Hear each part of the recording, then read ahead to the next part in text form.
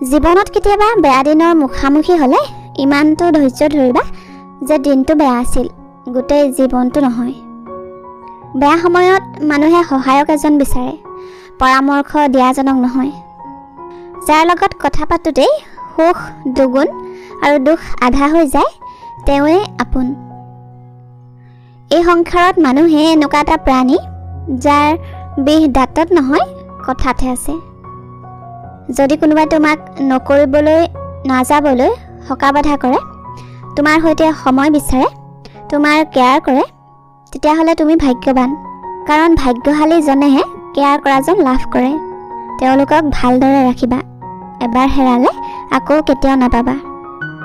যিজনে সকলো বুজি পায় সেইজনেই সকলোকে বুজিব লগাও হয়।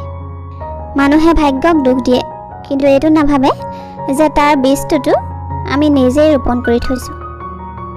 আজিকালি আটাইতকৈ কঠিন কাম হৈছে মানুহ চিনি পোৱাটো। কাৰণ মুখাখনৰ তলত কোনে সঁচা কৈছে কোনে মিছা ধৰিবই নোৱাৰি। যিমানে ভাল কাম নকৰা কিয় প্ৰশংসা শ্মশানতহে হয়।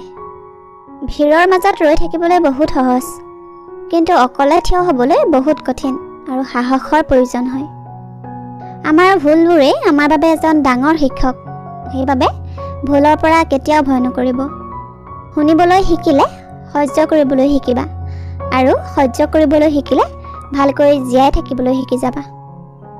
জীৱনটো ইমানো কঠিন নহয় যিমান আমি ভাবি লওঁ। মাত্ৰ কিছুমান কথা আওকাণ কৰিবলৈ শিকি ল'লে একেবাৰে সৰল হৈ পৰিব। কিছুমান সম্বন্ধ ভাঙি যায়, কিন্তু কেতিয়াও শেষ নহয়। খং উঠোঁতে চিঞৰিবলৈ শক্তি নালাগে, কিন্তু খং উঠোঁতে চুপ থাকিবলৈ বহুত শক্তিৰ দৰকাৰ হয়। এই সংসাৰৰ মানুহবোৰো বহুতেই আচৰিত। কাম নকৰিলেও হাঁহিব, কাম কৰা দেখিলেও জ্বলিব। আমাৰ জীৱনৰ পৰা সমস্যা আৰু ইচ্ছা কেতিয়াও শেষ নহয়। এটাৰ পাছত অন্য এটা আহিয়ে থাকিব। সেইবাবে সদায় হাঁহি থাকক আৰু সুখত থাকক। কাইলৈ কোনে দেখিছে। আজিলৈ ইমানখিনি। আপোনালোকৰ যদি ভাল লাগিলে লাইক কৰি দিব। আপোনালোকৰ বহুমূলীয়া সময়কণ দিয়াৰ বাবে বহুত বহুত ধন্যবাদ।